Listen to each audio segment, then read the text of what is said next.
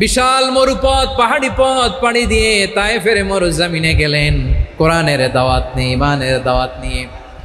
কিন্তু তায়েফের লোকেরা বিশ্বনবীর দাওয়াতকে শুধু প্রত্যাখ্যান করেই থামে নাই, তারা বিশ্বনবীর সাথে অত্যন্ত খারাপ আচরণ করেছে, বিশ্বনবীকে শারীরিকভাবে হেনস্থা করেছে, আমার নবীকে শারীরিকভাবে অত্যাচার করেছে, আমার পেয়ারা নবীর গায়ে পাথর মেরেছে, বিশ্বনবীর গা বেয়ে ঝরঝর করে রক্ত ঝরেছে, নবী জামিনের মধ্যে লুটিয়ে পড়েছেন, আবার মেরেছে, আবার নবী হাঁটতে শুরু করলেন, পেছন থেকে আবার মেরেছে, আবার নবী রক্তাক্ত হয়ে জামিনের মধ্যে লুটিয়ে পড়লেন, আবার মেরেছে। বিশ্বনবীর মতো এত সুশ্রী মানব, বিশ্বনবীর মতো এত শুভ্র মানব, বিশ্বনবীর মতো এমন চমৎকার দেহাবয়ব দিয়ে রব্বুল আলামিন কাউকে বানান নাই। এরকম চমৎকার মানুষটাকে তারা তায়েফের ওই জমিনে রক্তাক্ত করেছে। বিশ্বনবী দুনিয়ার কোনো স্বার্থের জন্য সেখানে যান নাই, নিজের কোনো লাভের জন্য, প্রাপ্তির জন্য যান নাই, তায়েফবাসীদের জাহান্নামের আগুন থেকে বাঁচাতে গিয়েছেন। ঠিক কিনা বলেন? খেয়ে না খেয়ে দিন প্রচারের কাজে নিজেকে দিয়েছ বিলিয়ে, তায়েফের কাফিরেরা চিনল না সে আলো, দুষ্ট ছেলেদের পিছু দিল লেলিয়ে, পাথরের আঘাতে ক্ষত বিক্ষত হয়ে সারা শরীর থেকে রক্ত ঝরে। হে রাসূল তোমাকে ভুলি আমি কেমন করে, হে রাসূল তোমাকে ভুলি আমি কেমন করে। পারেন না আপনারা? ধরুন আমার সাথে, হাজার ব্যথা বেদনার পরে ফিরে আসনি তুমি আপন ঘরে, দিনের আলো তুমি ছড়িয়ে দিতে চলে গেলে মদিনায় মক্কা ছেড়ে। হে রাসূল তোমাকে ভুলি আমি কেমন করে, হে রাসূল তোমাকে ভুলি আমি কেমন করে। ঠিক কিনা বলেন? প্রিয় ভাইরা, তায়েফের ছেলেরা নবীকে রক্তাক্ত করলো। আমার নবী কই যাবে? কই যাবে? মক্কায় জায়গা নাই, তায়েফে জায়গা নাই। তায়েফ থেকে ভারাক্রান্ত মন নিয়ে আমার নবী মক্কায় ফিরে আসলেন।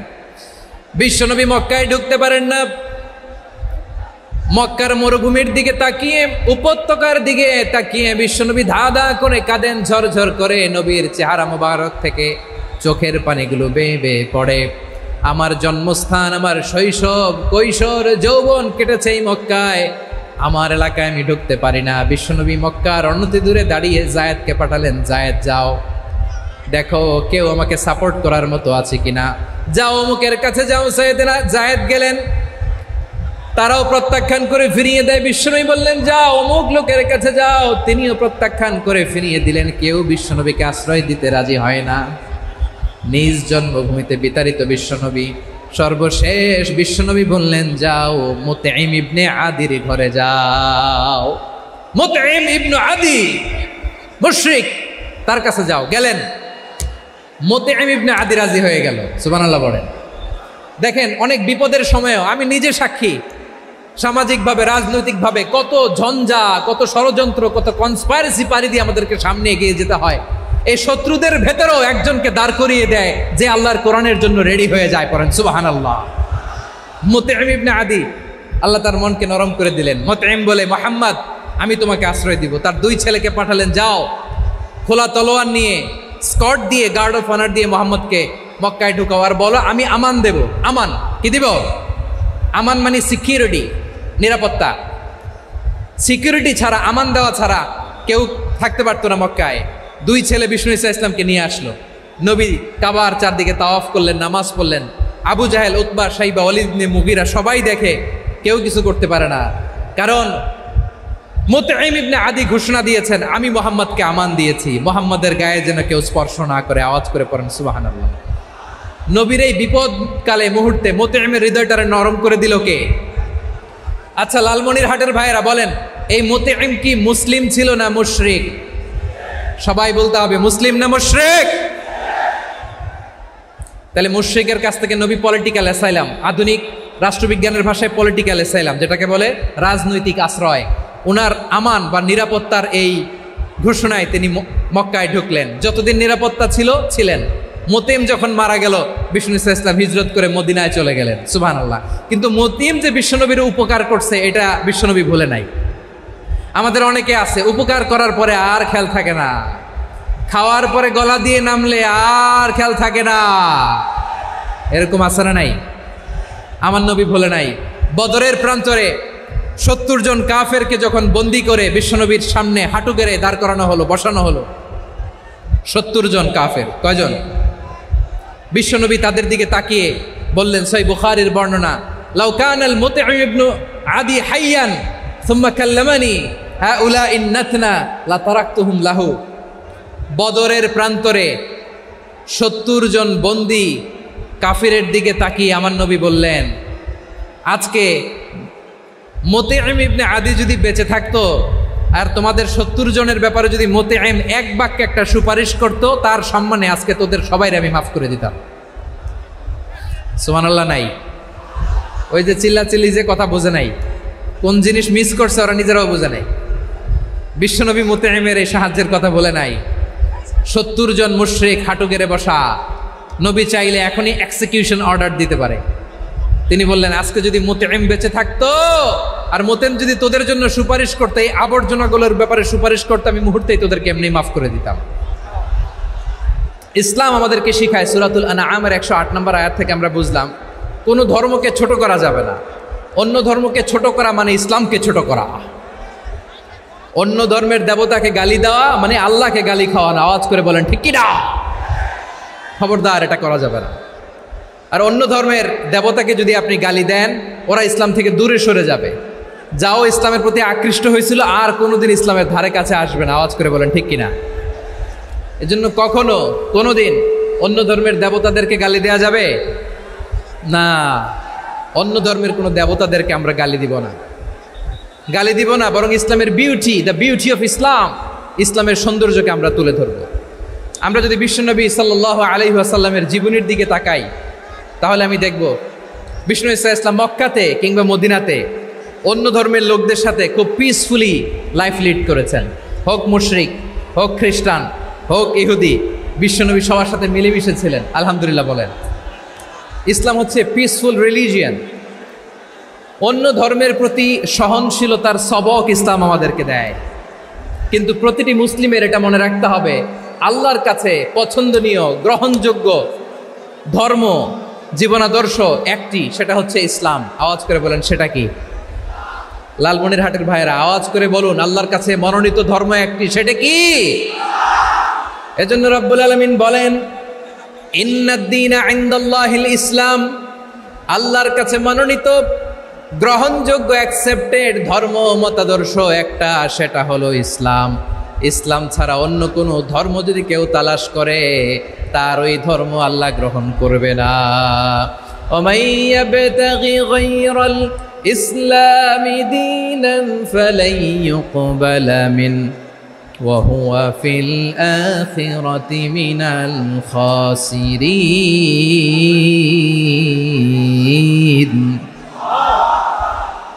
Whoever seek anything except Islam, that won't be accepted from him, and he will be loser in the day of judgment. কিয়ামতের দিন ইসলাম ছাড়া কেউ যদি অন্য কোনো ধর্ম তালাশ করেছে দুনিয়াতে, তার এই মতাদর্শ গ্রহণ করা হবে না।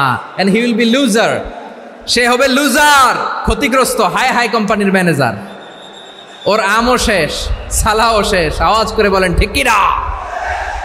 এজন্য ইসলাম পেয়ে আমরা খুশি না বেজার?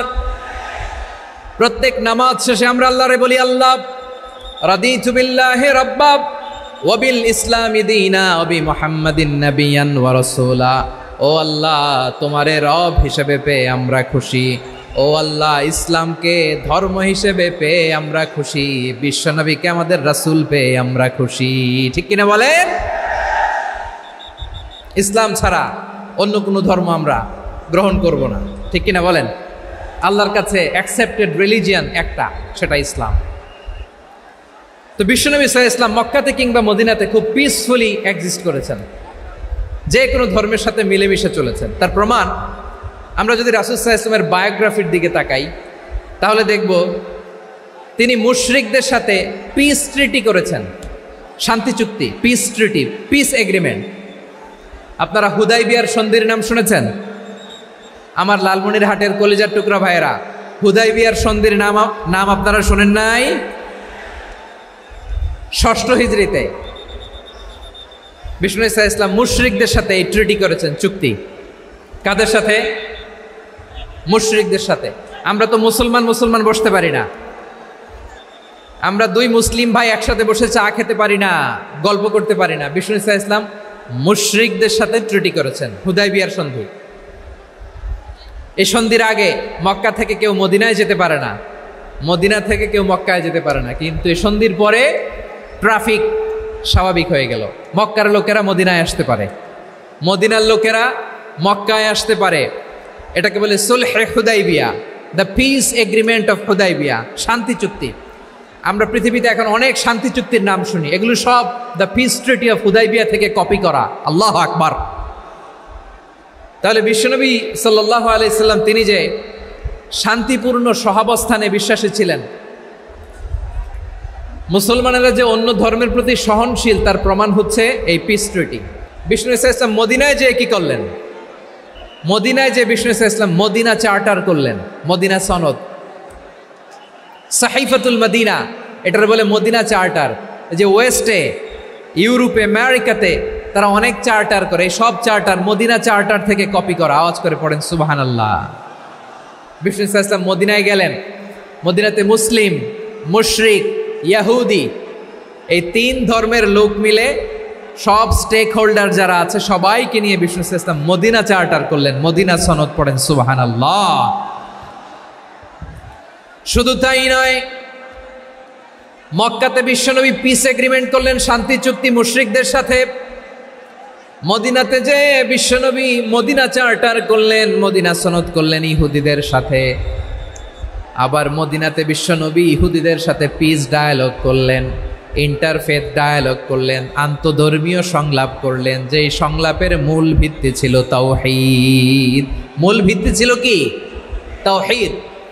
বিশ্বনবী ইহুদিদেরকে ডাকলেন, আহ্বান করলেন, কুল ইয়া আহলাল কিতাবি তাআলাউ ইলা কালিমাতিন সাওয়াইন বাইনানা ওয়া বাইনাকুম আল্লা না'বুদা ইল্লাল্লাহ ওয়া লা নুশরিকা বিহি শাইআন ওয়া লা ইয়াত্তাখিযা বা'দুনা বা'দান আরবাবাম মিন দুনিল্লাহ فإن تولوا فقولوا اشهدوا بأننا مسلمون। সুবহানাল্লাহ পড়েন। বিশ্বনবী মদিনার ইহুদিদের ডেকে বললেন, ও ইহুদিরা, শোনো শোনো,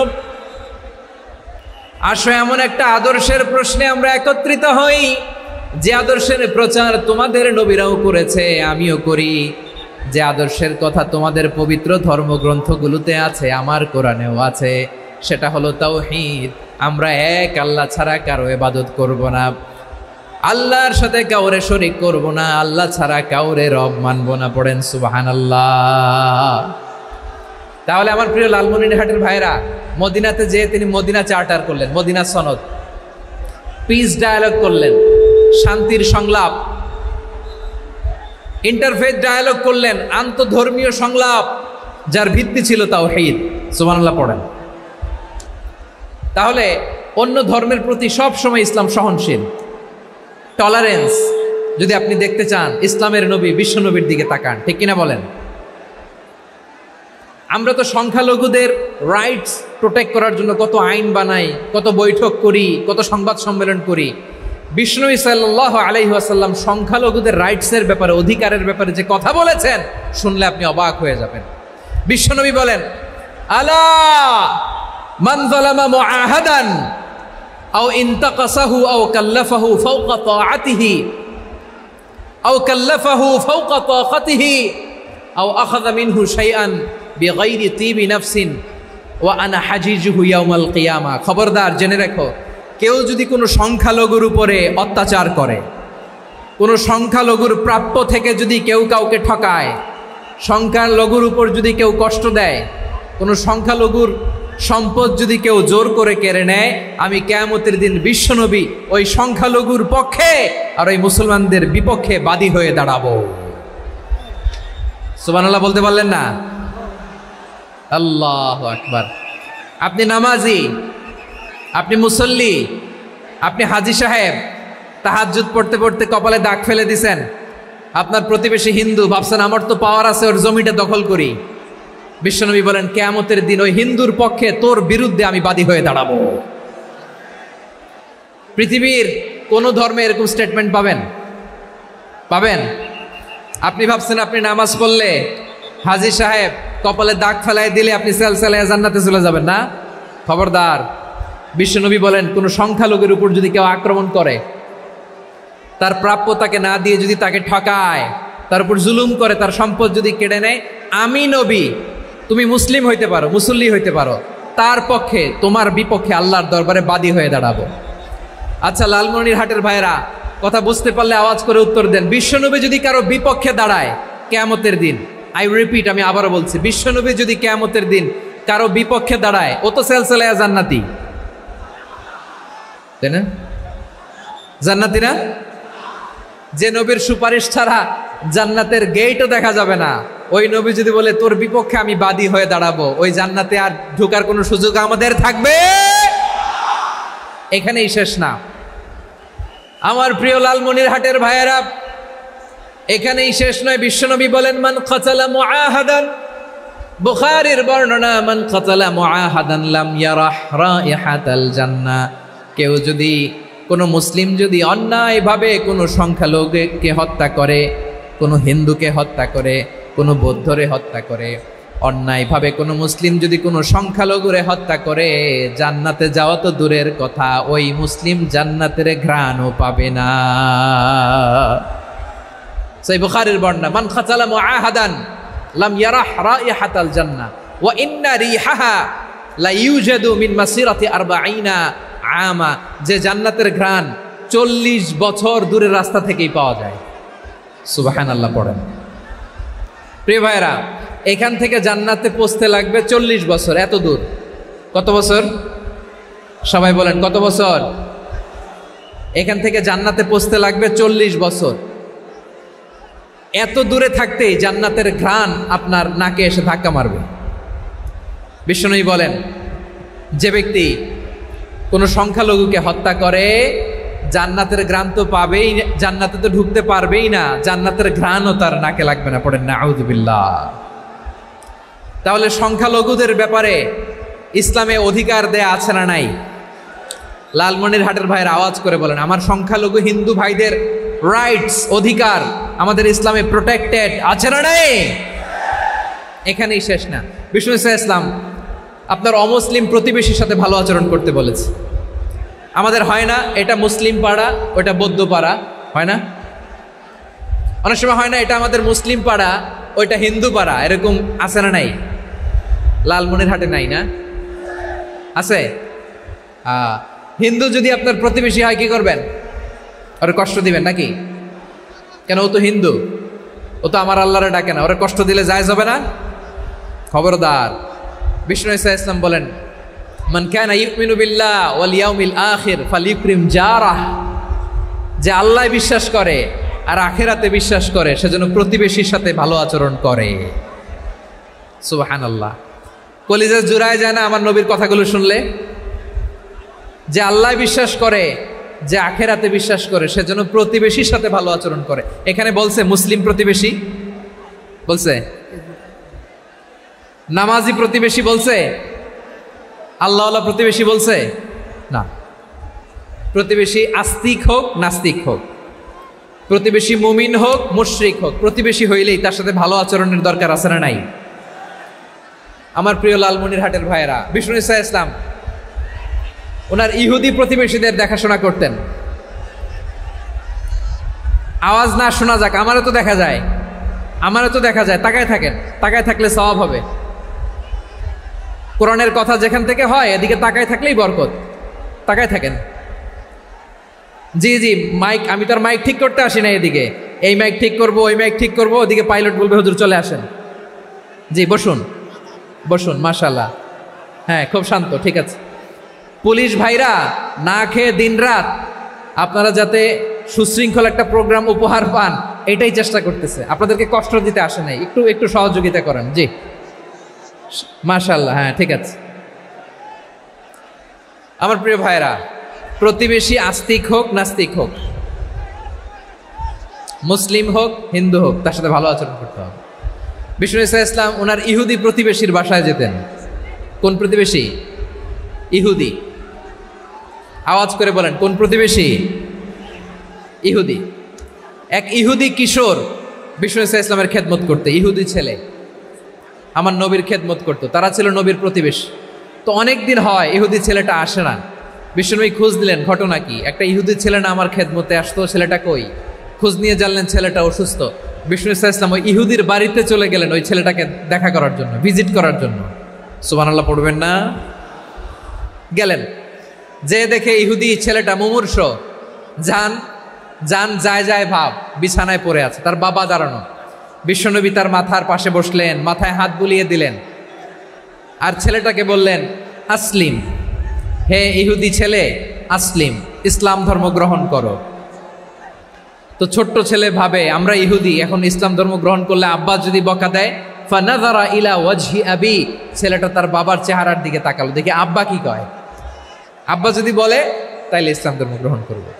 ইহুদি ছেলেটা তার বাবার দিকে যখন তাকালো, ওর বাবা বলে আতি আবুল কাসিম, আবুল কাসিম যা বলে তাই করো। আবুল কাসিম হচ্ছে বিষ্ণু ইসলামের একটা কুনিয়াত, উপনাম। আমার রাসূলের বড় ছেলের নাম ছিল কাসেম। যেমন দেখবেন আমাদের এলাকায় কারো ছেলের বড় ছেলের নাম যদি হয় আব্দুল্লাহ, এরা আব্দুল্লাহর বাপ বলে ডাকে। কারো বড় মেয়ের নাম যদি হয় ফাতেমা, এরা কি ডাকে? ফাতেমার বাপ বলে না? তো বিষ্ণু ইসলামের বড় ছেলের নাম ছিল কাসেম। ইহুদি বাবা বলল আতি আবুল কাসেম, আবুল কাসেম যা বলে তাই শোনো, মানে মোহাম্মদ যা বলে তাই শোনো। এই কথা শুনে ছেলে সাহস পাইছে, ছেলে আবার পড়তে আরম্ভ করলো আশহাদু আল্লাহ ইলাহা ইল্লাল্লাহ ও আশহাদু আন্না মুহাম্মাদার রাসূলুল্লাহ, পড়েন আল্লাহু আকবার। বিশ্বনবীর আহ্বান শুনে ওই আহ্বানে সাড়া দিয়ে ইহুদি ছেলে শাহাদা পড়ে মুসলমান হয়ে গেল। তার হৃদয়টারে ইমানের নূর দিয়ে আলোকিত করে দিল কে? প্রিয় ভাইরা, এবার রাসূল সাল্লাল্লাহু আলাইহি ওয়াসাল্লাম বের হয়ে আসলেন ঘর থেকে, আর বললেন আলহামদুলিল্লাহিল্লাযী আনকাযাহু মিনান নার, প্রশংসা সে আল্লাহর যে আল্লাহ জাহান্নামে চলে যাচ্ছিল প্রায় এমন একটা লোককে মুহূর্তের মধ্যে কালেমায়ে শাহাদাতের বদৌলতে জান্নাতি বানায় দিলেন। আওয়াজ করে পড়েন সুবহানাল্লাহ। এই হাদিস থেকে আমরা কি শিখলাম? What is the moral of the story? এক নম্বর স্টোরি হলো, প্রতিবেশী ইহুদি হোক হিন্দু হোক, যাবেন, সুসম্পর্ক রাখবেন, উপহার দিবেন, বিপদে পাশে দাঁড়াবেন, তাইলেই তো আপনাদের প্রতি, মুসলমানদের প্রতি তারা আকৃষ্ট হবে, ঠিক কিনা বলেন? আপনি যদি হিন্দুদের সাথে বৌদ্ধদের সাথে নাই মিশেন, নাস্তিকের কাছে নাই যান, তো ইসলামের সৌন্দর্যটা ওরা বুঝবে কেমনে? আমার অনেক হিন্দু পরিচিত ভাই আছে, ওরা আমাদের ইফতারির প্রোগ্রামে এসে একসাথে ইফতারি করে। অনেক মদখোর আমার সাথে বসে একসাথে ডিনার করে, হাফ প্যান্ট পরা, গলায় স্বর্ণের চেইন, হাতে স্বর্ণের ব্রেসলেট, আইসা আমার সাথে ডিনার করছে, আছে এরকম। গাঁজাখোর, আমি বলে আসো, welcome welcome to my dinner, আসো বসো, বসলেই তো আমি ওর ডিএনএ, চিন্তার ডিএনএ চেঞ্জ করে দেওয়ার সুযোগ পাবো, চিল্লায় বলো ঠিক কি না? আসতে হবে আমার কাছে। Hour door is open, the door of Islam is open 24/7। সব সময় আমাদের ইসলামের দরজা আমার অমুসলিম ভাইদের জন্য খোলা আছে না নাই? এই হাদিস থেকে দুইটা শিক্ষা। এক নম্বর শিক্ষা, প্রতিবেশী মুসলিম হোক অমুসলিম হোক, যান, অসুস্থ হইলে একটু আপেল নিয়ে যান, আঙ্গুর নিয়ে যান, কমলা নিয়ে যান, তাদের সাথে ভালো আচরণ করেন। ইসলামের বিউটি দেখে, সৌন্দর্য দেখে অবাক হবে, নসিব ভালো হলে কোনোদিন কালিমা পড়ে মুসলমান হয়ে যাবে, ঠিক কিনা বলেন? তাহলে অমুসলিমের সাথে ভালো সম্পর্ক। বিশ্বনবী ইহুদির বাড়িতে গেলেন, ইহুদির বাড়ি, আর আমার মুসলমান ভাই আমার কাফের বলে, এরকম আছে না নাই? হ্যাঁ, মুসলিম মুসলিমরা দেখতে পারে না, সহ্য করতে পারে। বিষ্ণু ইসলাম ইহুদির বাড়িতে গেলেন, এটা একটা শিক্ষা। আরেকটা শিক্ষা হলো, ভাইয়েরা ধাক্কা মারে এসে সামনে এসে কি লাভ? প্রোগ্রাম তো শেষ হচ্ছে, এখনই শেষ হচ্ছে, তো এই যে আমাদের বকশি ভাই ওয়াদা নিল, হাত তোলালো, মিম বলে এত কথা বলল, তো আমি জেলায় জেলায় যে খালি হাত নাড়াই তোমাদের জন্য নাকি? হ্যাঁ, হাত নাড়াই শুধু, এই ধাক্কাইতে ধাক্কাইতে এদিকে এসে হাত নাড়াইতেছে। হয়েছে তো, দেখলাম তো, ঠিক আছে, মাশাআল্লাহ, অনেক সুশৃঙ্খল, অন্যান্য যে কোনো জেলার জন্য সুশৃঙ্খল। আমার দিকে তাকাও, আমার দিকে তাকাও, ঠিক আছে। এই যে দাঁড়িয়ে আছে, একটা ছেলে নড়ে না, দেখছেন? মাশাআল্লাহ মাশাআল্লাহ মাশাআল্লাহ। হ্যাঁ, এইভাবেই। আর কয়েকটা মজাদার কথা আছে, শোনো। এই হাদিস থেকে আমাদের শিক্ষা হলো, আমার প্রতিবেশী যেই ধর্মের হোক আমি সম্পর্ক রাখবো। অসুস্থ হলে যাব, কি বলেন ভাইরা? যাবেন না? যাবেন না আপনারা? আচ্ছা, 2 নম্বর শিক্ষা হলো, বিষ্ণু ঈসা ইসলামের খাদেম ছিল ইহুদি, এতদিন খেদমত করলো, একদিনও বিশ্বনবী ওরা কালিমার দাওয়াত দেয় নাই। কারণ কি? বিশ্বনবী একটা ভালো সময়ের অপেক্ষা করতেছিলেন, প্রপার টাইমিং। দাঈর কাজ হচ্ছে দাঈ ইলাল্লাহ, সে হচ্ছে সুযোগ সন্ধানী। দাঈ সুযোগ খোঁজে, কখন দাওয়া দিলে ব্যাটে বলে হবে, ঝোপ বুঝে কোপ মারে, ঠিক কিনা বলেন? বিষ্ণু ঈসা ইসলাম ভালো সময়ের অপেক্ষা করতেছিলেন, দেখি ভালো সময় আসুক আসুক আসুক আসুক। আস্তে আস্তে এমন সময় আসছে, ছেলে এবার মুমূর্ষ। অসুস্থ ব্যক্তির হৃদয় অত্যন্ত নরম থাকে, হসপিটালে যখন কেউ যায় তার হৃদয়টা বড্ড নরম থাকে, মৃত্যুর ভয়ে তার অন্তরটা নরম থাকে, ঠিক কিনা বলেন? এই প্রপার টাইমিং এর অপেক্ষা করতেছিলেন। যখনই টাইমিং পেয়েছেন, দাওয়াত দিলেন, পড়ো লা ইলাহা ইল্লাল্লাহ, সুবহানাল্লাহ পড়েন সবাই। তাহলে ইসলাম অমুসলিম প্রতিবেশীর সাথে ভালো আচরণ করতে বলে। ইসলাম অমুসলিম মাতা পিতার সাথেও ভালো আচরণ করতে বলে। মাতা পিতা যদি অমুসলিম হয়, তারা ফেলে দিতে পারবেন? পারবেন? আমার লালমনিরহাটের ভাইয়েরা, অনেক হিন্দু ছেলে আমাদের হাতে শাহাদা পড়ে মুসলিম হয়, কিন্তু ওর মা মুসলমান হয় নাই, বাবাও হয় নাই, এরকম আছে না নাই? তো ও হয়েছে মুসলিম, মা বাপ হিন্দু, এখন মা বাপ কি বাদ? হ্যাঁ, মা বাপ বাদ দেয়া যাবে? যেই মা আপনার 9 মাস 8 মাস পেটে ধারণ করলো, আপনার মায়ের নার ছেঁড়া ধন, আপনি ওই মারে বাদ দিতে পারবেন? যে মায়ের বুকের তাজা দুধ খেয়ে আপনি আজকে বাড়ন্ত তাজা তরতাজা, ওই মারে বাদ দেয়া যাবে?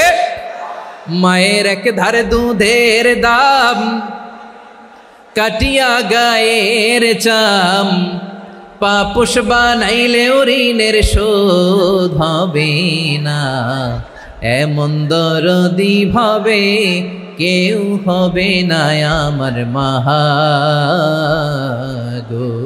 মায়ের এক ধারে দুধের দাম, কাটিয়া গায়ের চাম, পাপুষ বানাইলে ঋণের শোধ হবে না, এমন দরদি ভাবে কেউ হবে না আমার মাহাগো, ঠিক কিনা? মাকে তো বাদ দেয়া যায় না। وَقَضَى رَبُّكَ أَلَّا تَعْبُدُوا إِلَّا إِيَّاهُ وَبِالْوَالِدَيْنِ إِحْسَانًا। আল্লাহ বলে, অবধারিত 2টা ভার্ডিক্ট তোমাদের জন্য, এক আল্লাহর ইবাদত করবা আর মা বাবার প্রতি ইহসান করবা। আদেশটা কার? মা বাবার প্রতি ইহসান করতে হবে। আমার মা হিন্দু হোক, ভালো আচরণ করতে হবে, বৌদ্ধ হোক, ভালো আচরণ করতে হবে। আমার যে সমস্ত হিন্দু ভাইয়েরা মুসলিম হয়েছ, তোমাদের মা বাবা এখনো মুসলমান হয় নাই, তাদের সাথে ভালো আচরণ করতে হবে। আপনাদের খেদমত নিজে করতে হবে, অথবা খেদমতের ব্যবস্থা করাই দিতে হবে। মান্থলি যে খরচ লাগে এটা দিতে হবে। আরে তুমি এখন মুসলিম, তোমার মা বাবা হিন্দু, এখনই তো সুযোগ ইসলামের সৌন্দর্য দেখানো। এখন মা বাবা যদি দেখে, আরে এটা হিন্দু থাকতে তো বদমাইশ ছিল, বেয়াদব ছিল, কি এমন ধর্ম সে গ্রহণ করলো যেটা গ্রহণের সাথে সাথে সে পাল্টে গেল? কি এমন ধর্ম সে গ্রহণ করেছে যেটা তার জীবনকে আলোকিত করে দিয়েছে? নসিব ভালো হইলে তারাও কালিমা পড়ে মুসলমান হয়ে যাবে। বিষ্ণু ঈসা ইসলামের স্ত্রীর নাম ছিল আয়েশা রাদিয়াল্লাহু তাআলা আনহা, আবু বকর রাদিয়াল্লাহু তাআলা আনহুর মেয়ে। আবু বকর রাদিয়াল্লাহু তাআলা আনহুর আরেক মেয়ের নাম হচ্ছে আসমা। কি নাম? দুজনই আবু বকর রাদিয়াল্লাহু তাআলা আনহুর মেয়ে, আসমা আর আয়েশা। নাম দুইটা কেমন লাগে? আসমা নামটা কেমন লাগে? আয়েশা নামটা কেমন লাগে? সবার ভালো লাগে নাই? নাম দুটো আপনাদের ভালো লাগে? লালমনিরহাটে অনাগত যদি কন্যা সন্তান হয়, যদি মনে চায় আসমা রেখে দিতে পারবেন। যদি মনে চায় আয়েশা রেখে দিয়েন। দেশে বিদেশে এয়ারপোর্টে রাস্তাঘাটে শুধু বলে হুজুর একটা নাম দেন, আমার ছেলের একটা নাম দেন, মেয়ের একটা নাম দেন। তো আমার মনে আছে যশোরের 8 দিনের মাহফিলে আমি একটা দুইটা নাম দিয়েছিলাম। আজকে লালমনিরহাটের এই প্রোগ্রামে কন্যা সন্তান যদি হয় 2টা নাম দিলাম, আসমা কিংবা আয়েশা। ইনশাআল্লাহ পড়েন। 2জন বোন, এক মায়ের না, বাবা এক মা 2জন। আয়েশা রাদিয়াল্লাহু তাআলা আনহার মায়ের নাম উম্মে রুমান, আর আসমা রাদিয়াল্লাহু তাআলা আনহার মায়ের নাম কুতাইলা বিনতে আব্দুল উজ্জা। আবু বকর রাদিয়াল্লাহু তাআলা আনহু 4টা বিয়ে করেছিলেন। তো একই ঘটনা ঘটেছে এই ফ্যামিলিতে। আসমা ইসলাম ধর্ম গ্রহণ করে মুসলিমা, কিন্তু তার মা কুতাইলা মুশরিকা। আই রিপিট, বোঝার জন্য আমি আবারও বলি, আসমা রাদিয়াল্লাহু তাআলা আনহা মুসলিমা, আর আসমার মা কুতাইলা, আওয়াজ করে বুঝে থাকলে বলেন, আসমার মা মুশরিকা। তার মানে মেয়ে মুসলিম, মা অমুসলিম। ভেজাল আছে না নাই? কিন্তু কুতাইলা আর ধৈর্য ধারণ করতে পারে না। নার ছেঁড়া ধন, কলিজার টুকরা ধন, কলিজার টুকরা সন্তান। আসমারে দেখতে বড্ড মন চায়। সাইয়েদানা আসমা রাদিয়াল্লাহু তাআলা আনহা মক্কা থেকে হিজরত করে মদিনায় চলে গেলেন হুদাইবিয়ার পর। যখন মক্কা মদিনার ট্রাফিক স্বাভাবিক হলো, মক্কার লোক মদিনায় যায়, মদিনার লোক মক্কায় আসে। কুতাইলা কলিজার টুকরা সন্তান আসমারে দেখার জন্য কিছু উপহার নিয়ে বিশাল মরুপথ পাড়ি দিয়ে মক্কা থেকে মদিনায় যায়। সুবহানাল্লাহ বলেন। এখন মা আসছে মেয়ের সাথে দেখা করতে, মেয়ে তো আর দেখা দেয় না। মেয়ে ভাবছে আমার মা তো মুশরিকা, অপবিত্রা, তার সাথে কি দেখা দেয়া যাবে? বিশ্বনবীর দরবারে চলে গেলেন। সুবহানাল্লাহ বলেন। কি সৌভাগ্যবান ছিল তারা, মাসলা জানার দরকার হলেই নবীর দরবারে চলে যেত। ঘরে বউয়ের সাথে ঝগড়া হলে নবীর দরবারে চলে যেত। অনেক সাহাবী বলে আমার পেটে ক্ষুধা লাগলো আমি নবীর কাছে চলে যেতাম, কারণ নবীর চেহারার দিকে তাকালেই আমার পেটের ক্ষুধা মিটে যেত। সাইয়েদানা আসমা রাদিয়াল্লাহু তাআলা আনহা বিশ্বনবীর কাছে চলে গেলেন, যে বললেন ইয়া রাসূলুল্লাহ ইয়া হাবিবাল্লাহ ইন্না উম্মি কাদিমাতুন ইলাইয়া ওয়া হিয়া রাগিবা। আমার মা মক্কা থেকে অনেক দূর মরুর পথ পাড়ি দিয়ে উপহার সামগ্রী নিয়ে মদিনায় আমার সাথে দেখা করতে এসেছে গো নবী। আমার জানতে বড্ড ইচ্ছে হয় আমি আমার মুশরিকা মায়ের সাথে একটু দেখা করতে পারবো কিনা।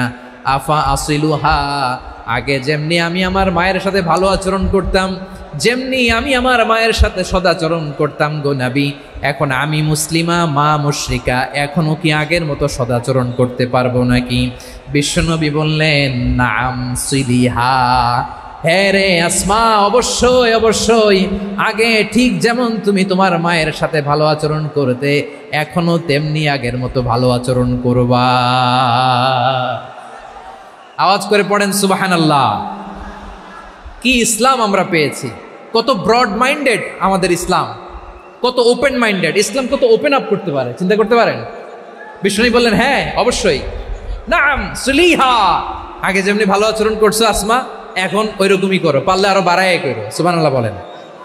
তাহলে আমার যে হিন্দু ভাইয়েরা, হিন্দু বোনেরা, ইমানের বদৌলতে দৌলতে আপনি ধন্য হয়েছেন, আপনার আম্মা আব্বা এখনো মুসলমান হয় নাই, তাদের জন্য দোয়া করেন, তাদের জন্য দোয়া করেন, আল্লাহ যেন তাদেরকেও ইমানের দৌলত দান করে। আমরা সবাই পড়ি আমিন, আরো জোরে পড়েন আমিন। এখন বলেন ইসলাম কি ন্যারো মাইন্ডেড রিলিজিয়ান না ব্রড মাইন্ডেড? লালমনিরহাটের যুবক ভাইরা আওয়াজ করো, ইসলাম কি ন্যারো মাইন্ডেড না ব্রড মাইন্ডেড? কতটা ব্রড মাইন্ডেড দেখেন।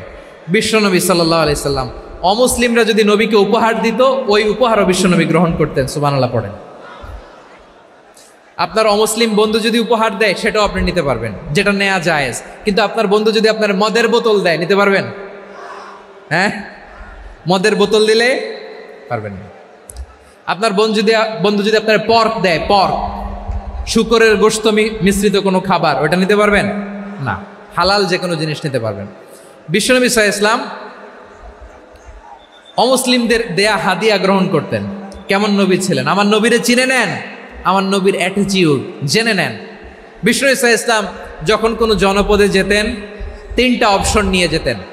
প্রিয় ভাইয়ের আওয়াজ করে বলতে হবে, কোনো জনপদে গেলে আমার নবীর অপশন থাকতো কয়টা? আমার মতো 3 আঙ্গুল উঁচু করে দেখান আর বলুন আমার নবী কোনো জনপদে গেলে কয়টা অপশন নিয়ে যেতেন? 1 নম্বর অপশন আসলিম তাসলাম। নতুন এলাকায় গেলে বলতেন আসলিম তাসলাম, ইসলাম ধর্ম গ্রহণ করো, শান্তিতে থাকবা, আমার ভাই হয়ে যাবো, আমরা ভাই ভাই। ইসলাম মানো, আমরা ভাই ভাই। অপশন নাম্বার কত? 1। যদি বলে না ইসলাম মানবো না, ওকে, অপশন নাম্বার 2, মুসলিম হওয়ার দরকার নাই, লা ইকরাহা ফিদ্দিন, ইসলামে কোনো বাড়াবাড়ি নাই। খ্রিস্টান আছো থাকো, বৌদ্ধ আছো থাকো, ইহুদি থাকতে চাও থাকো, কিন্তু আমরা যেহেতু রিজিওনাল সুপার পাওয়ার, আমাদের আন্ডারে থাকো, ট্যাক্স দিয়া থাকো, এটার বলে জিজিয়া। আলেম যারা আছেন বুঝবেন এটার আরবিতে কি বলে, জিজিয়া। You pay us the tax, we will give you the security. তোমরা ট্যাক্স দিবা, আমরা সিকিউরিটি দিব। ইসলাম, ইসলাম মানো, শান্তিতে থাকবা, ভাই ভাই, আমরা ভাই ভাই। অপশন নাম্বার 2, ট্যাক্স দাও, আমরা নিরাপত্তা দিব, মুসলিম হওয়া লাগবে না। এখন 1 নাম্বারও মানে না, 2 নাম্বারও মানে না, মুসলিম হবো না, ভালো, খ্রিস্টান থাকো, ট্যাক্স দাও, আমরা সিকিউরিটি দিব না, এইটাও মানি না। বিষ্ণু বলেন তাহলে তলোয়ার আমাদের আর তোমাদের মাঝে ফয়সালা করবে, মুসলিমও হবো না, ট্যাক্স দিবা, নিরাপত্তা দিব, আমরা সুপার পাওয়ার, আমাদের আন্ডারে থাকবে, এইটাও না। তাহলে তোমাদেরকে তো আমরা বিশ্বাস করতে পারি না, কখন না কখন বিশ্বাসঘাতকতা করো, কার সাথে মিলে হাত মিলাও, তলোয়ার আমাদের মাঝে ফয়সালা করবে। তখন তিনি জেহাদের সশস্ত্র সংগ্রামের ঘোষণা দিতেন। সুবহানাল্লাহ পড়েন। দেখেন পশ্চিমারা জেহাদকে এইভাবে চিত্রায়িত করে না, ওরা জেহাদ বলতে বোঝায় তলোয়ার, হাত কাটো, গলা কাটো, না, জেহাদ সশস্ত্র সংগ্রাম 3 নম্বরে। অধিকাংশ ক্ষেত্রেই বিশ্বনবীর সুন্দর আচরণ দেখে, আরে আমার নবীর যে নুরানি চেহারা, অনেকে তো কেবল সিরেফ চেহারাটা দেখেই কালিমা পড়ে মুসলমান হয়ে গিয়েছে। যারা মুসলিম হয় নাই তারা তাদের ইসলামেই বলবৎ ছিল, ট্যাক্স দিয়ে ইসলামের আন্ডারে ছিল। যারা এটাও মানে নাই ওইটাও মানে নাই, তাদের বিরুদ্ধে জেহাদ। বিষ্ণু ইসলাম 7ম হিজরিতে যখন খায়বার বিজয়ের পরে ইসলাম রিজিওনাল সুপার পাওয়ার হিসেবে আত্মপ্রকাশ করলো, বিশ্বনবী চিঠি লিখলেন অন্যান্য সুপার পাওয়ারের কাছে, রাষ্ট্রীয় চিঠি লেখে এক রাষ্ট্রপ্রধান আরেক রাষ্ট্রপ্রধানের কাছে, ঠিক কিনা বলেন? জানেন না আপনারা? এই যে 24-এর ছাত্র নাগরিক অভ্যুত্থানে, এই অভ্যুত্থান যখন শুরু হয়, আমি তখন সাউথ আফ্রিকাতে, একটা স্ট্যাটাস দিয়েছিলাম, কোটা নয় গোটা দেশ সংস্কার করা লাগবে।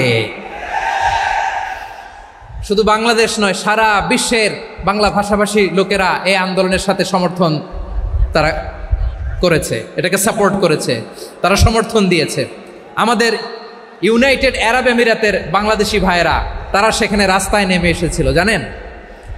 ওইখানে ডেমনস্ট্রেশন করা যায় না, সেখানকার সরকার তাদেরকে যাবজ্জীবন দিয়েছিল। তখন আমাদের এই যে প্রধান উপদেষ্টা ডক্টর মোহাম্মদ ইউনূস সরাসরি G2G বলে, এটারে G2G, government to government, G2G, উনি চিঠি লিখলেন যে তাদেরকে, ইউর হাইনেস, হে সম্মানিত আমির, আপনি আমার এই চিঠির কারণে আমার সম্মানে এই 53 জন বাংলাদেশিকে মাফ করে দেন। এই চিঠির বদৌলতে বেকসুর খালাস পেয়ে গিয়েছিল আমাদের ভাইরা, জানেন না এই ঘটনা আপনারা? তাহলে গভর্নমেন্ট টু গভর্নমেন্ট চিঠি দেওয়া হয়। 7ম হিজরিতে বিষ্ণু ইসলাম সব সুপার পাওয়ারের কাছে চিঠি দিলেন, রোমান সম্রাটের কাছে, পারস্য অধিপতির কাছে, মিশরের অধিপতির কাছে, সবার কাছে চিঠি লিখলেন। চিঠির ভাষা ছিল এরকম, মিন মুহাম্মাদিন রাসূলিল্লাহ ইলা মুকাওকিস আযীমিল কিবত, মুহাম্মদ রাসূলুল্লাহর পক্ষ থেকে মিশরের বাদশার কাছে, আসলিম তাসলাম, ইসলাম মানো, শান্তিতে থাকবা, সালামুন আলা মান ইত্তাবাআল হুদা, শান্তি তার জন্য যে হেদায়েতের অনুসরণ করে। সুবহানাল্লাহ পড়েন। তো এই চিঠি অনেকে ভালোভাবে রিসিভ করেছে, অনেকে এই চিঠি পাওয়ার পরে নবীর কাছে আবার ইন রিটার্ন উপহার পাঠিয়েছে। কি পাঠিয়েছে? উপহার। মিশরের বাদশাহ মুকাওকিস তিনি বিশ্বনবীকে বিশাল এক উপহারের ডালি পাঠিয়েছেন। মিশরের বাদশাহ মুকাওকিস ছিলেন ধর্মে খ্রিস্টান। লালমনিরহাটের ভাইয়েরা আওয়াজ করে বলেন, মিশরের বাদশাহ ধর্মে কি ছিল? খ্রিস্টান। কি উপহার দিয়েছিল আমার নবীকে? শুনতে মনে চায়? আওয়াজ নাই লালমনিরহাটের গলায়, শুনতে মনে চায়? 1000 স্বর্ণ মুদ্রা, 1000 স্বর্ণ মুদ্রা, 2টা খ্রিস্টান দাসী, একজনের নাম মারিয়া বিনতে শামউন আল কিবতিয়া, আরেকজনের নাম সিরিন বিনতে শামউন আল কিবতিয়া। একজন খ্রিস্টান দাস 20 থান কাপড় জামা বানানোর জন্য, আমরা নবী যেন সেলাই করে জামা বানাতে পারে এজন্য 20 থান কাপড়, 20 থান ফাইন গার্মেন্ট, সুবহানাল্লাহ পড়বেন না? এরপরে একটা গাধা যেটার নাম ছিল ওফাইর, আর একটা খচ্চর, এটার নাম ছিল দুলদুল। খচ্চর চিনেন? গাধা আর ঘোড়ার ক্রসিং এ যে প্রাণীটা দুনিয়াতে আসে এটার খচ্চর বলে। তো এই যে সুপার পাওয়ার, খ্রিস্টান বাদশার কাছে নবী চিঠি লিখলেন, ওই খ্রিস্টান বাদশা আমার নবীকে উপহার দিল, বিশ্বনবী এই উপহারগুলো সানন্দে গ্রহণ করেছে। সুবহানাল্লাহ পড়বেন না? তাহলে অমুসলিম কেউ যদি আপনাকে উপহার দেয়, হালাল উপহার হলে আপনি গ্রহণ করতে পারবেন। অনুরূপভাবে পারস্যের বাদশাহ, রোম সম্রাট বিশ্বনবীকে উপহার পাঠিয়েছেন, আমার নবী সবগুলো উপহার গিফট গ্রহণ করেছেন। সুবহানাল্লাহ বলেন। তাহলে প্রিয় লালমনিরহাট, আওয়াজ করে বলুন, ইসলাম কি ন্যারো মাইন্ডেড রিলিজিয়ন না ব্রড মাইন্ডেড? আম্মাজান আয়েশার কাছে মাসালা জানতে চায় মেয়েরা, হে আম্মাজান, অগ্নি উপাসকেরা তাদের ঈদের দিন নওরোজের সময় আমাদেরকে পাখি দেয়, নেওয়া যাবে? উনি বললেন, ওরা জবাই করে দিলে নেওয়া যাবে না, কিন্তু ওরা যদি ফলমূল এরকম খাবার দেয় এগুলো নেওয়া যাবে। তার মানে অমুসলিমদের দেয়া উপহার এটা গ্রহণ করা যায়। সুবহানাল্লাহ বলেন।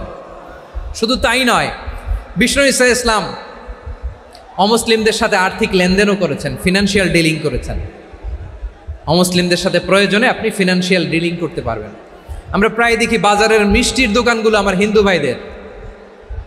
লালমনিরহাটে মিষ্টির দোকান, দইয়ের দোকান কারা চালায়? হিন্দুরা চালায় না? তারপরে যে বারবার শপ, চুল কাটে যে নাপিত, অধিকাংশ নাপিতের দোকানে কারা? আমার হিন্দু ভাইরা। তা আপনি চুল কাটতে পারবেন কিনা? পারবেন কিনা বলেন? পারবেন। তার দোকান থেকে দই মিষ্টি কিনতে পারবেন কিনা? হ্যাঁ, আমার মুসলিম ভাইয়ের দোকান থাকলে ওইটারে আমি বেশি প্রায়োরিটি দিব, ঠিক কিনা? কিন্তু যদি তাদের সার্ভিস নিতে চান, প্রোডাক্ট নিতে চান, পারবেন। তার দলিল সহিহ বুখারী, আম্মা জান আয়েশা রাদিয়াল্লাহু তাআলা আনহা বলেন, ইশতারা রাসূলুল্লাহ সাল্লাল্লাহু আলাইহি ওয়াসাল্লাম মিন ইয়াহুদিয়িন তুআমান ওয়া রাহানাহু দিরআহু মিন হাদিদ। রাসূল সাল্লাল্লাহু আলাইহি ওয়াসাল্লাম এক ইহুদির কাছ থেকে, কার কাছ থেকে? সবাই বলে নাই কার কাছ থেকে? আমার নবী, পেয়ারা নবী এক ইহুদির কাছ থেকে জব কিনেছিল। জব, বার্লি, যেটা দিয়ে রুটি বানায়। ওই জবের দাম দেওয়া টাকা পয়সা নবীর কাছে ছিল না, ফলে নবী ওনার একটা পোশাককে মর্গেজ রেখেছিলেন, মর্গেজ, বন্ধক, যে এখন এটার দাম দিতে পারবো না, কয়েক কেজি বার্লি নিয়ে যাই আর বন্ধক হিসেবে আমার জামাটা রেখে গেলাম, যেই দিন দাম দিব ওই দিন জামাটা ছুটায় নিয়ে যাব। সুবহানাল্লাহ পড়বেন না? বাকিতে নিছিলেন, বাকিতে। দিরআহু মিন হাদিদ, লোহার তৈরি বর্ম, মানে যুদ্ধের পোশাক, লোহা দিয়ে বানানো। বিশ্বনবী বললেন, কয়েক কেজি জব দাও, টাকাটা পরে দিব, এখন টাকা নাই, বন্ধক হিসেবে, মর্গেজ হিসেবে আমার জামা রেখে গেলাম, যখন টাকা দিব জামা ছুটায় নিব। আওয়াজ করে বলতে হবে সুবহানাল্লাহ। এ থেকে বোঝা গেল অমুসলিমদের সাথে ফিনান্সিয়াল ডিলিং করা যায়, অর্থনৈতিক লেনদেন করা যায়, কেনাবেচা করা যায়, প্রোডাক্ট কেনা যায়। এমনকি আমাদের মসজিদে নববীতে বারান্দায় আপনারা একটা অটোমেটিক ফ্লাইং আমব্রেলা দেখছেন? সূর্য যখন বাড়ে মসজিদে নববীর বারান্দায় ইয়ার্ডের মধ্যে অটোমেটিক্যালি কিছু আমব্রেলা আছে, সাঁ করে খুলে যায়, আর সূর্যের তাপ লাগে না। আবার সন্ধ্যাবেলায় এই আমব্রেলাগুলো ওরা ক্লোজ করে ফেলে, দেখেন নাই না? দেখছেন? এই মসজিদে নববীকে সর্বোচ্চ উন্নত মানের কনস্ট্রাকশন ইনফ্রাস্ট্রাকচারে ডেভেলপ করার জন্য কর্তৃপক্ষ কিছু অমুসলিম ইঞ্জিনিয়ারের, ডিজাইনারের সহায়তা নিয়েছিল। সুবহানাল্লাহ বলেন। কোন দলিলের ভিত্তিতে? এই দলিলের ভিত্তিতে যে বিষ্ণু ঈসা ইসলাম অমুসলিমদের সাথেও লেনদেন করেছেন। আওয়াজ করে বলতে হবে আল্লাহু আকবার। শুধু তাই নয়, ইন কেস অফ ইমার্জেন্সি, প্রয়োজনে ইসলামের খাতিরে, ইসলামকে সামনের দিকে এগিয়ে নিয়ে যাওয়ার জন্য অমুসলিমদের সাপোর্ট নেওয়া জায়েজ আছে। সুবহানাল্লাহ বলেন। অমুসলিমদের সাপোর্ট নেয়া, তাদের থেকে অর্থ নেয়া, পলিটিক্যাল সাপোর্ট, পলিটিক্যাল অ্যাসাইলাম নেওয়া জায়েজ আছে। আমাদের অনেক বিশ্ববরেণ্য দায়ীরা আমেরিকায় অস্থায়ীভাবে অ্যাসাইলাম নিয়ে থাকে, নিজের দেশে গেলে ফাঁসিতে ঝুলাই দিবে।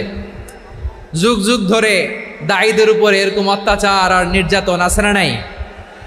মিশরের অনেক দায়ীরা পাশ্চাত্যে যেয়ে থাকে, এই যে তারা পলিটিক্যাল অ্যাসাইলাম নিয়ে থাকে, রাজনৈতিক আশ্রয়, এটা জায়েজ আছে না? এটা যে জায়েজ আছে তার প্রমাণ স্বয়ং বিশ্বনবী সাল্লাল্লাহু আলাইহি ওয়াসাল্লাম পলিটিক্যাল সাপোর্ট নিয়েছিলেন অমুসলিমদের কাছ থেকে। সুবহানাল্লাহ বলেন। খুব মজাদার একটা ঘটনা শুনবেন। আপনাদের আগ্রহ দেখে তো মনে হয় না শোনার ইচ্ছা আছে। আছে আছে, গলায় জোর আছে। লিল্লাহি তাকবীর, লিল্লাহি তাকবীর, নারে তাকবীর। মাশাআল্লাহ।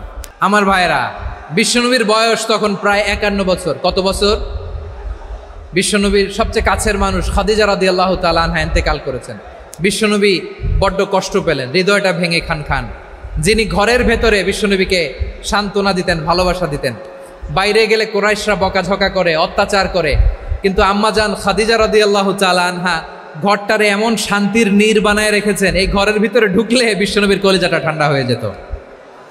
এজন্য রব্বুল আলামিন বলেন, খাদিজা, ও আমার বান্দি খাদিজা, জান্নাতে এমন স্পেশাল একটা ঘর আমি তোমার জন্য রেডি করে রেখেছি। ওই ঘরের মধ্যে কোনো আওয়াজ নাই, ওই ঘরের মধ্যে কোনো নয়েজ নাই, ওই ঘরে কোনো বিশৃঙ্খলা নাই। কারণ মক্কার জমিনে আমার নবী কুরাইশদের বিশৃঙ্খলা, নয়েজ আর ঝামেলাগুলোকে উপেক্ষা করে যখন তোমার ঘরের ভিতরে ঢুকতো, ঘরটারে তুমি শান্তির নীড়, ঠান্ডা, নীরব, নিস্তব্ধ, নিঝুম আর শান্তির নীড় বানিয়ে রেখেছ। এজন্য জান্নাতে স্পেশাল একটা শান্তির নীড় আমি তোমারে উপহার দেব।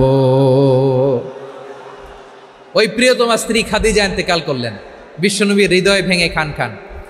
আবার ওনার চাচা আবু তালেব ইন্তেকাল করলেন, যিনি পলিটিক্যাল শেল্টার দিতেন নবীকে। কে দিতেন?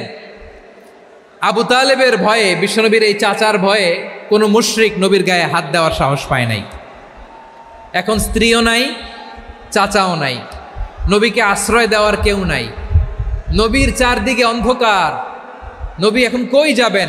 আমার পেয়ারা নবী নতুন স্টেশন খুঁজতেছেন, নতুন দাওয়াতি প্ল্যাটফর্ম খুঁজতেছেন। তিনি যায়েদ বিন হারেসা রাদিয়াল্লাহু তাআলা আনহুকে নিয়ে মক্কার পাশের একটা নেইবরিং সিটি তায়েফে চলে গেলেন। কোথায় চলে গেলেন? লালমনিরহাটের ভাইয়ের আওয়াজ করে বলেন, কোথায় গেলেন? তায়েফে চলে গেলেন দিনের দাওয়াত দেওয়ার জন্য। কি দেওয়ার জন্য? নাকি জমি কিনতে গেছিলেন? জমি কিনতে, দুনিয়ার যশ খ্যাতির জন্য, নিজের কোনো লাভের জন্য? তায়েফবাসীদেরকে জাহান্নামের আগুন থেকে বাঁচানোর জন্য। আওয়াজ করে বলতে হবে, ঠিক কিনা? বিশ্বনবী বিশাল মরুপথ, পাহাড়ি পথ পাড়ি দিয়ে তায়েফের মরুজমিনে গেলেন কোরআনের দাওয়াত নিয়ে, ইমানের দাওয়াত নিয়ে। কিন্তু তায়েফের লোকেরা বিশ্বনবীর দাওয়াতকে শুধু প্রত্যাখ্যান করেই থামে নাই, তারা বিশ্বনবীর সাথে অত্যন্ত খারাপ আচরণ করেছে, বিশ্বনবীকে শারীরিকভাবে হেনস্থা করেছে, আমার নবীকে শারীরিকভাবে অত্যাচার করেছে, আমার পেয়ারা নবীর গায়ে পাথর মেরেছে, বিশ্বনবীর গা বেয়ে ঝরঝর করে রক্ত ঝরেছে, নবী জামিনের মধ্যে লুটিয়ে পড়েছেন, আবার মেরেছে, আবার নবী হাঁটতে শুরু করলেন, পেছন থেকে আবার মেরেছে, আবার নবী রক্তাক্ত হয়ে জামিনের মধ্যে লুটিয়ে পড়লেন, আবার মেরেছে। বিশ্বনবীর মতো এত সুশ্রী মানব, বিশ্বনবীর মতো এত শুভ্র মানব, বিশ্বনবীর মতো এমন চমৎকার দেহাবয়ব দিয়ে রব্বুল আলামিন কাউকে বানান নাই। এরকম চমৎকার মানুষটাকে তারা তায়েফের ওই জমিনে রক্তাক্ত করেছে। বিশ্বনবী দুনিয়ার কোনো স্বার্থের জন্য সেখানে যান নাই, নিজের কোনো লাভের জন্য, প্রাপ্তির জন্য যান নাই, তায়েফবাসীদের জাহান্নামের আগুন থেকে বাঁচাতে গিয়েছেন। ঠিক কিনা বলেন? খেয়ে না খেয়ে দিন প্রচারের কাজে নিজেকে দিয়েছ বিলিয়ে, তায়েফের কাফিরেরা চিনল না সে আলো, দুষ্ট ছেলেদের পিছু দিল লেলিয়ে, পাথরের আঘাতে ক্ষত বিক্ষত হয়ে সারা শরীর থেকে রক্ত ঝরে। হে রাসূল তোমাকে ভুলি আমি কেমন করে, হে রাসূল তোমাকে ভুলি আমি কেমন করে। পারেন না আপনারা? ধরুন আমার সাথে, হাজার ব্যথা বেদনার পরে ফিরে আসনি তুমি আপন ঘরে, দিনের আলো তুমি ছড়িয়ে দিতে চলে গেলে মদিনায় মক্কা ছেড়ে। হে রাসূল তোমাকে ভুলি আমি কেমন করে, হে রাসূল তোমাকে ভুলি আমি কেমন করে। ঠিক কিনা বলে প্রিয় ভাইরা? তায়েফের ছেলেরা নবীকে রক্তাক্ত করলো। আমার নবী কই যাবে? কই যাবে? মক্কায় জায়গা নাই, তায়েফে জায়গা নাই। তায়েফ থেকে ভারাক্রান্ত মন নিয়ে আমার নবী মক্কায় ফিরে আসলেন। বিশ্ব নবী মক্কায় ঢুকতে পারেন না। মক্কার মরুভূমির দিকে তাকিয়ে, উপত্যকার দিকে তাকিয়ে বিশ্বনবী ধা ধা করে কাঁদেন, ঝরঝর করে। নবীর চেহারা মোবারক থেকে চোখের পানিগুলো বেয়ে বেয়ে পড়ে। আমার জন্মস্থান, আমার শৈশব, কৈশোর, যৌবন কেটেছে এই মক্কায়। আমার এলাকায় আমি ঢুকতে পারি না। বিশ্বনবী মক্কার অনতি দূরে দাঁড়িয়ে জায়েদকে পাঠালেন, জায়েদ যাও দেখো কেউ আমাকে সাপোর্ট করার মতো আছে কিনা, যাও অমুকের কাছে যাও। জায়েদ গেলেন, তারাও প্রত্যাখ্যান করে ফিরিয়ে দেয়। বিশ্বনবী বললেন যাও অমুক লোকের কাছে যাও, তিনিও প্রত্যাখ্যান করে ফিরিয়ে দিলেন। কেউ বিশ্বনবীকে আশ্রয় দিতে রাজি হয় না। নিজ জন্মভূমিতে বিতাড়িত বিশ্বনবী, সর্বশেষ বিশ্বনবী বললেন যাও মুতঈম ইবনে আদির ঘরে যাও। মুতঈম ইবনে আদি মুশরিক, তার কাছে যাও। গেলেন, মুতঈম ইবনে আদি রাজি হয়ে গেল। সুবহানাল্লাহ বলেন। দেখেন অনেক বিপদের সময়ও আমি নিজে সাক্ষী, সামাজিকভাবে রাজনৈতিকভাবে কত ঝঞ্ঝা, কত ষড়যন্ত্র, কত কনস্পাইরেসি পাড়ি দিয়ে আমাদেরকে সামনে এগিয়ে যেতে হয়। এই শত্রুদের ভেতরেও একজনকে দাঁড় করিয়ে দেয় যে আল্লাহর কোরআনের জন্য রেডি হয়ে যায়। পড়েন সুবহানাল্লাহ। মুতঈম ইবনে আদি, আল্লাহ তার মনকে নরম করে দিলেন। মুতঈম বলে মুহাম্মদ আমি তোমাকে আশ্রয় দিব। তার দুই ছেলেকে পাঠালেন, যাও খোলা তলোয়ার নিয়ে, স্কট দিয়ে, গার্ড অফ অনার দিয়ে মোহাম্মদকে মক্কায় ঢুকাও আর বলো আমি আমান দেব। আমান কি দিব? আমান মানে সিকিউরিটি, নিরাপত্তা। সিকিউরিটি ছাড়া, আমান দেওয়া ছাড়া কেউ থাকতে পারতো না মক্কায়। দুই ছেলে বিষ্ণু ইসা ইসলামকে নিয়ে আসলো। নবী কাবার চারদিকে তাওয়াফ করলেন, নামাজ পড়লেন। আবু জাহেল, উতবা, শাইবা, ওয়ালিদ ইবনে মুগীরা সবাই দেখে, কেউ কিছু করতে পারে না। কারণ মুতঈম ইবনে আদি ঘোষণা দিয়েছেন আমি মুহাম্মদকে আমান দিয়েছি, মুহাম্মদের গায়ে যেন কেউ স্পর্শ না করে। আওয়াজ করে পড়েন সুবহানাল্লাহ। নবীর এই বিপদকালে মুহূর্তে মুতঈমের হৃদয়টারে নরম করে দিল কে? আচ্ছা লালমনিরহাটের ভাইয়েরা বলেন, এই মুতঈম কি মুসলিম ছিল না মুশরিক? সবাই বলতে হবে মুসলিম না মুশরিক? তাহলে মুশরিকের কাছ থেকে নবী পলিটিক্যাল অ্যাসাইলাম, আধুনিক রাষ্ট্রবিজ্ঞানের ভাষায় পলিটিক্যাল অ্যাসাইলাম, যেটাকে বলে রাজনৈতিক আশ্রয়, ওনার আমান বা নিরাপত্তার এই ঘোষণায় তিনি মক্কায় ঢুকলেন। যতদিন নিরাপত্তা ছিল ছিলেন। মুতঈম যখন মারা গেল, বিষ্ণু ইসলাম হিজরত করে মদিনায় চলে গেলেন। সুবহানাল্লাহ। কিন্তু মুতঈম যে বিশ্বনবীর উপকার করছে এটা বিশ্বনবী ভুলে নাই। আমাদের অনেকে আছে উপকার করার পরে আর খেয়াল থাকে না, খাওয়ার পরে গলা দিয়ে নামলে আর খেয়াল থাকে না। এরকম আছে না নাই? আমার নবী ভুলে নাই। বদরের প্রান্তরে 70 জন কাফেরকে যখন বন্দি করে বিশ্বনবীর সামনে হাঁটু গেড়ে দাঁড় করানো হলো, বসানো হলো, 70 জন কাফের। কয়জন? বিশ্বনবী তাদের দিকে তাকিয়ে বললেন, সহিহ বুখারীর বর্ণনা, লাউ কানাল মুতঈম ইবনে আদি হাইয়ান সুম্মা কাল্লামানি হাউলাই নাতনা লা তারাকতুহুম লাহু। বদরের প্রান্তরে 70 জন বন্দী কাফিরের দিকে তাকিয়ে আমার নবী বললেন, আজকে মুতঈম ইবনে আদি যদি বেঁচে থাকতো আর তোমাদের 70 জনের ব্যাপারে যদি মুতঈম এক বাক্যে একটা সুপারিশ করত, তার সম্মানে আজকে তোদের সবাইকে আমি মাফ করে দিতাম। সুবহানাল্লাহ নাই? ওই যে চিল্লাচিল্লি যে কথা বোঝে নাই, কোন জিনিস মিস করছে ওরা নিজেরাও বোঝে নাই। বিশ্বনবী মুতঈমের এই সাহায্যের কথা বলে নাই। 70 জন মুশরিক হাঁটু গেড়ে বসা, নবী চাইলে এখনই এক্সিকিউশন অর্ডার দিতে পারে। তিনি বললেন, আজকে যদি মুতঈম বেঁচে থাকতো আর মুতঈম যদি তোদের জন্য সুপারিশ করতে, এই আবর্জনাগুলোর ব্যাপারে সুপারিশ করতে, আমি মুহূর্তেই তোদেরকে এমনি মাফ করে দিতাম। এবার বলেন, ইসলাম কি ন্যারো মাইন্ডেড না ব্রড মাইন্ডেড? শুধু তাই নয়, যাকে যে সম্মান দেয়ার আমার নবী দিতেন, হোক আস্তিক হোক নাস্তিক, হোক মুসলিম হোক অমুসলিম। বিষ্ণু ইসলাম যখন রোমান সম্রাটের কাছে চিঠি লিখেছেন, আমার প্রিয় লালমনিরহাটের ভাইরা, অল্প কয়েক মিনিট কয়েকটা জরুরি কথা বলবো, এদিকে তাকান, এদিকে তাকান। রোমান সম্রাটের কাছে বিশ্বনবী যখন চিঠি লিখলেন মিন মুহাম্মদ রাসূলিল্লাহ ইলা হিরাকলা আযীমির রোম, মুহাম্মদের পক্ষ থেকে হিরাক্লিয়াসের কাছে, যিনি হচ্ছেন আযীমির রোম। এটা নবী নিজ থেকে বানায় লিখছেন অতিরিক্ত সম্মান দিয়ে। কোন রাষ্ট্রপ্রধান যখন আসে তাদেরকে আমরা কি বলি জানেন? তার নামের শেষে HE এটা লিখতে হয়, H.E. মানে হিজ এক্সেলেন্সি। কি লেখে? হিজ এক্সেলেন্টি, অথবা ইউর হাইনেস, ইউর ম্যাজেস্টি। দেখেন, বিশ্বনবী সাল্লাল্লাহু আলাইহি ওয়াসাল্লাম সব নবীদেরও নবী, তিনি একজন মুশরিক খ্রিস্টান সম্রাট রোমান সম্রাটের কাছে চিঠি লিখতে যেয়ে লিখতেছে, ইলা হিরাকলা আযীমির রোম, হিরাক্লিয়াসের কাছে আমার চিঠি, যিনি রোমের আযীম, হিজ হাইনেস, মানে রোমের অনেক সম্মানিত এক বাহাদুর। আওয়াজ করে বলেন সুবহানাল্লাহ। তার মানে যাকে যে সম্মান দেয়ার এটা বিশ্বনবী দিতেন।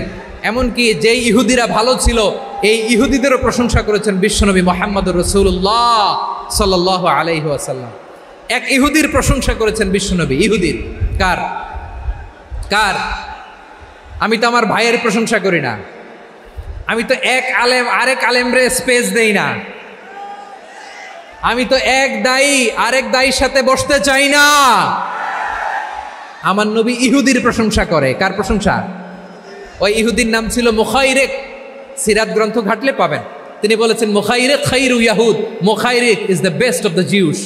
জুইশদের মধ্যে সে সবচেয়ে ভালো। কেন প্রশংসা করলেন তার? এর কারণ মদিনা চার্টারে কথা ছিল সব ধর্মের মুসলিম, মুশরিক, ইহুদিরা মিলে মদিনাকে রক্ষা করবে। কিন্তু তৃতীয় হিজরিতে যখন উহুদের যুদ্ধ শুরু হলো, সবার কথা ছিল যেই আক্রমণ করে আমরা মদিনাকে বাঁচাবো। কোন শহরকে বাঁচাবো? মদিনাকে। কিন্তু কুরাইশরা যখন অ্যাটাক করলো, ইহুদিরা আর আসে না, ইহুদিরা আর বেরোয় না।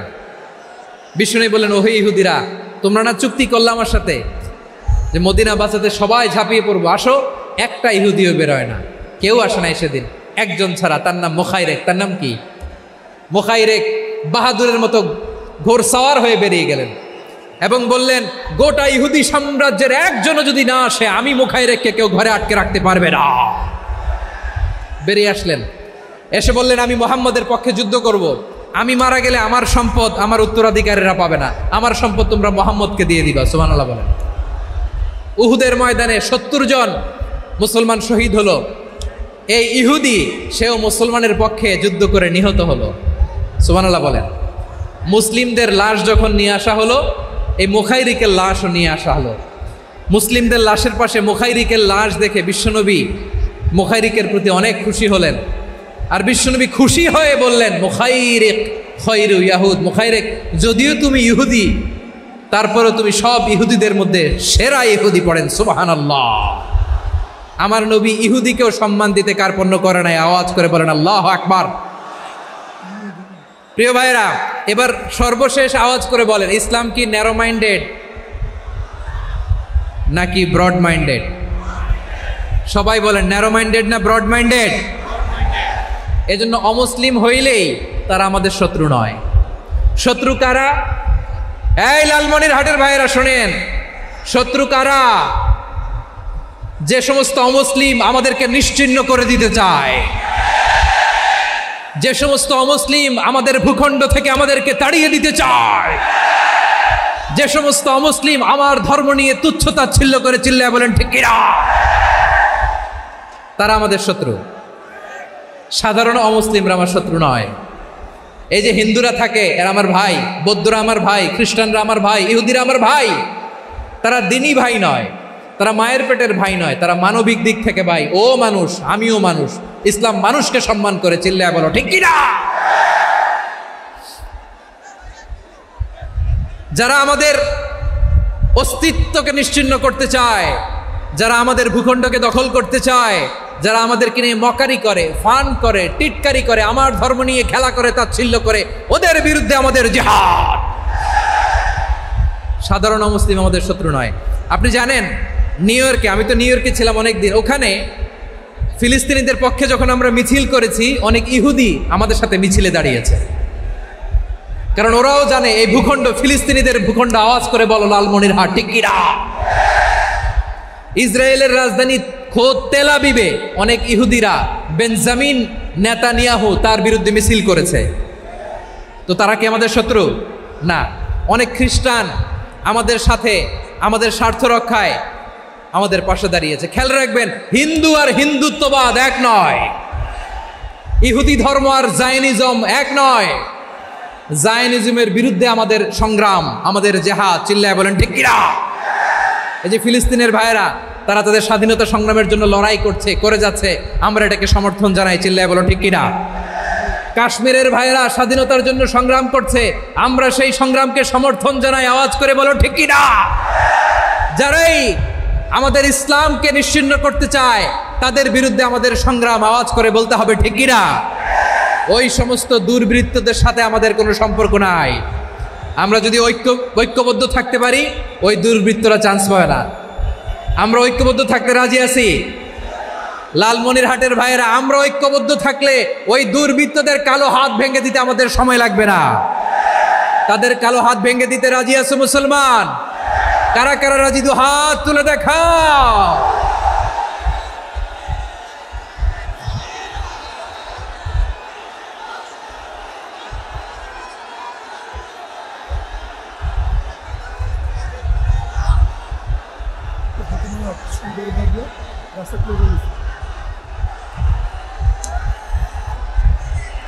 আমার প্রাণ প্রিয় লালমনিরহাটের ভাইয়েরা, শত্রু কাফের আর অশত্রু কাফেরের মধ্যে পার্থক্য আছে না নাই? আবু তালেবও মুশরিক, আবু জাহেলও মুশরিক, কিন্তু দুই মুশরিকে পার্থক্য আছে না নাই? আবু তালেব নবীর চাচা, মুশরিক, মারা গিয়েছে মুশরিক অবস্থায়, কিন্তু আজীবন আমার নবীকে আগলে রেখেছে, আমার নবীকে সাপোর্ট করেছে, ভালোবেসেছে। আবু জাহেলও মুশরিক, মারা গিয়েছেও মুশরিক হিসেবে, আজীবন আমার নবীর বিরুদ্ধাচারণ করেছে। আবু জাহেলের শক্তি, সামর্থ্য, স্ট্র্যাটেজি, প্ল্যান সব আমার নবীর বিরুদ্ধে ছিল। এই আবু জাহেলের কারণে একটা দিন শান্তিতে আমার নবী মক্কায় ঘুমাতে পারে নাই, চিল্লায় বলেন ঠিক কিনা। এজন্য রব্বুল আলামিন বলেন, লা ইয়ানহাকুমুল্লাহু আনিল্লাযীনা লাম ইউকাতিলুকুম ফিদ-দীন ওয়া লাম ইখরিজুকুম মিন দিয়ারিকুম আন তাবাররুহুম ওয়া তুকসিতু ইলাইহিম ইন্নাল্লাহা ইউহিব্বুল মুকসিতিন। আল্লাহ বলে, গোলামেরা শোনো শোনো, যে সমস্ত অমুসলিম তোমাদের সাথে ধর্মযুদ্ধে লিপ্ত হয় না, তোমাদের বিরুদ্ধে যে সমস্ত অমুসলিম অস্ত্র ধরে না, যে সমস্ত অমুসলিম তোমাদেরকে তোমাদের জন্মস্থান থেকে, ভূখণ্ড থেকে তাড়িয়ে দেয় না, তাদের সাথে ভালো আচরণ করতে আমি আল্লাহ নিষেধ করি নাই। তাদের সাথে সদাচরণে কোনো নিষেধাজ্ঞা নাই, বরং তাদের সাথে সদাচরণ করো, এটাই আমি আল্লাহ চাই। তাহলে আমার যে অমুসলিমরা আমাদের সাথে শত্রুতা করে না, তুচ্ছতাচ্ছিল্য করে না, আমাদের ভূমি থেকে আমাদেরকে উচ্ছেদ করতে চায় না, আমাদের বিরুদ্ধে অস্ত্র ধরে না, ওই অমুসলিম ভাইদের সাথে আমাদের কোনো দ্বন্দ্ব আছে? কোনো বিরোধ আছে? বরং আছে ভালোবাসা। বরং আছে কি? এই ভালোবাসা দিয়ে আমরা বিশ্ব জয় করব। রাজি আছো মুসলমান? আমাদের পুঁজি ভালোবাসা। আমাদের পুঁজি কি?